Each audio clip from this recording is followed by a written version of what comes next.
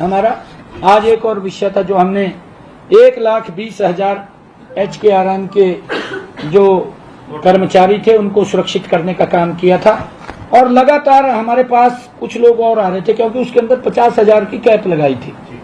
उसके अंदर कोई किसी की जो सैलरी 53,000 कुछ थी, 57,000 कुछ थी, ऐसे काफी वर्ग आ रहे थे। हमने ये उसी में ही पीछे निर्णय ले लिया था कि इनको भी कुछ न कुछ इसके अंदर सुधार किया जाए, क्योंकि आज कैबिनेट के अंदर आना था ये विषय।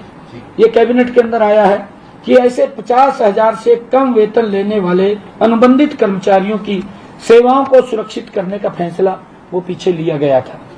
आज यह फैसला लिया गया है कि उच्चतर शिक्षा विभाग के एक्सटेंशन जो लेक्चरर हैं, इंजीनियरिंग कॉलेज व पॉलिटेक्निकल की गेस्ट फैकल्टी को भी इसमें कवर किया जाएगा। इनका केस चुनाव आयोग को अनुमति के लिए भेजा गया है। चुनाव आयोग को भेजा है कि हमने इनको, जो हमारे एक्सटेंशन लेक्चरर थे, क्योंकि उनकी एक समस्या थी, हमने कहा है कि ये समस्या भी चुनाव आयोग को बतानी है, क्योंकि ये पहले से ही एजेंडा तैयार था। और एजेंडा तैयार था तो आज एक कैबिनेट की बैठक थी, उसके अंदर हम निर्णय तो दे नहीं सकते थे, कोई भी न ले सकते हैं जब तक चुनाव आयोग नहीं बोलता। चुनाव आयोग बोलेगा तो हमने कहा है कि इसको चुनाव आयोग को भेजें। अगर वो हमें इसको, क्योंकि ये समस्या है, क्योंकि उनकी ये एक्सटेंशन लेक्चरर हैं, इंजीनियरिंग कॉलेज के हैं और पॉलिटेक्निकल गेस्ट के हैं, कि आप चुनाव आयोग को भेजें और जो भी वो अनुमति देगा उसके बाद उसके ऊपर हम कार्रवाई करेंगे। हम केवल चुनाव आयोग को भेज रहे हैं। चुनाव आयोग को हमने रिपोर्टें देखिए, आज उसके ऊपर देखिए, मैंने बताना तो था ना भी, क्योंकि एजेंडे में था। ये हमारे पास आया, निर्णय कोई नहीं किया, निर्णय चुनाव आयोग के ऊपर है। अगर वो निर्णय करता है तो ठीक है, नहीं तो उसके ऊपर परमिशन देगा तो लागू कर देंगे। चुनाव आयोग के ऊपर है। 50,000 से ऊपर है एक्सटेंशन लेक्चर या जो भी है। हाँ, मैंने कहा है कि ये इसके अंदर कुछ एक्सटेंशन इंक्रीज किया, उसके अंदर इंक्रीज किया है कि हम उनको शामिल कर लें, ओपन करें। इसके अंदर ऐसा किया, हमने ऐसा किया नहीं, ऐसा किया है इसके अंदर भी, एक साथ लगे टीचर जिसकी डिग्री कम थी उसको 35,000 रुपए मिल रहे हैं, क्योंकि पूर्व के अंदर इसी प्रकार से वो लगाया गया था। और जिनके पास PhD की डिग्री है उनको सैलरी ज्यादा मिल रही है। ये वो कह रहे कि हमारा तो कसूर नहीं है कोई, हम साथ लगे, ये तो सुरक्षित हो गए, हम सुरक्षित नहीं हुए। तो उस समस्या को, जेन्युइन समस्या थी उनकी। हाँ, ये लगभग 2,000 के करीब है, लगभग इतना का। हाँ, इतना का।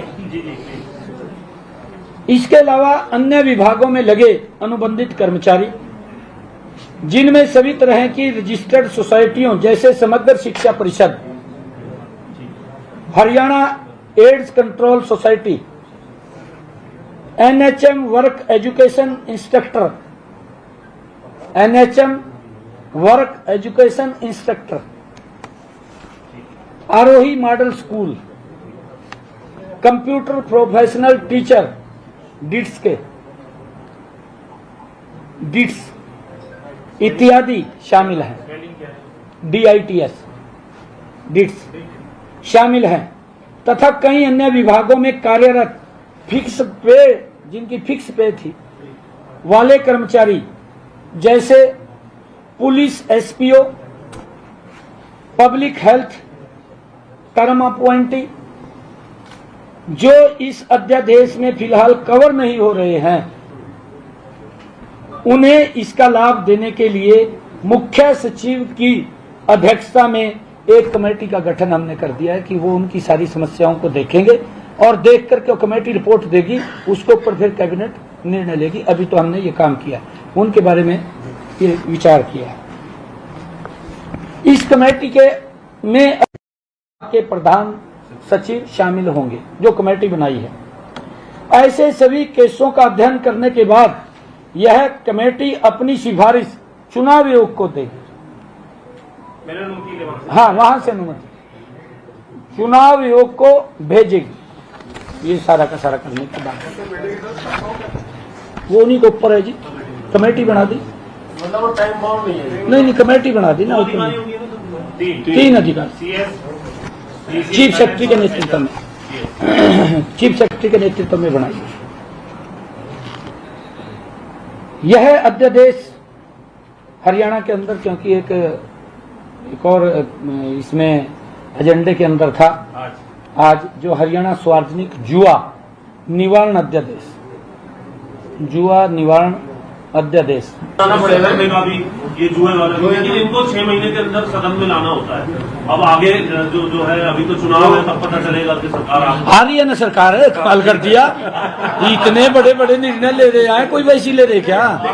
बिल्कुल सरकार है रिया, ये बिल्कुल आप इस बात को क्लियर, मेरा विजन है कि हरियाणा प्रदेश का छोटे मैंडेट से नहीं आ रही, बहुत बड़े मैंडेट के साथ तीसरी बार सरकार आ रही है। और जितने निर्णय किए हैं हमने कुछ तो लागू कर दिए, क्योंकि कल मुझे मालूम नहीं था कि आज ये आचार संहिता लग जाएगी। जितने भी निर्णय किए हैं एक एक को विधानसभा के अंदर भी लागू करेंगे। कोई किसी हरियाणा वासी को संसद में रहने की जरूरत नहीं है।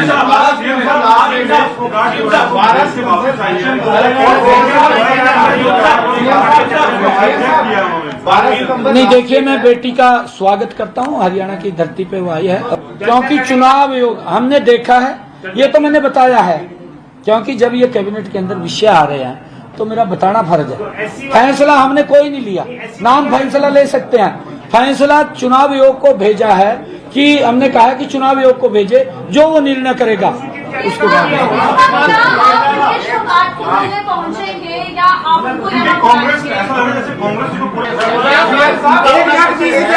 कर्मचारियों को आपने जॉब सिक्योरिटी का जारी कर दिया है, उनको नियुक्ति पत्र जॉब सिक्योरिटी का लेटर कब तक जारी होगा? वो हो गया ना, वो तो उसका वो भी आ गया सारा बन करके ऑर्डिनेंस, चुनाव आचार संहिता लग गई है। नहीं ऑर्डिनेंस आ गया तो 2-3 दिन पहले आ गया, 14 अगस्त को आ गया। महामहिम राज्यपाल महोदय के भी साइन हो गए। हाँ जी, 14 अगस्त को नोटिफाई भी हो गया। आपके जो 4 अक्टूबर जो चुनाव आचार संहिता लग गई है, उसमें उन संबंधित विभागों के द्वारा पत्र जारी होने उनको, वो जारी होंगे नहीं होंगे? मैं क्या कह रहा हूँ जी, 4 तारीख को सरकार बनेगी तीसरी बार हरियाणा में, और भारतीय जनता पार्टी की बनेगी, और किसकी बनेगी?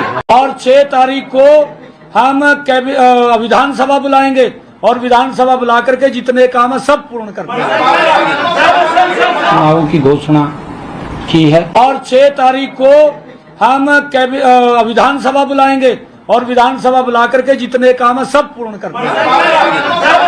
चुनावों की घोषणा की है।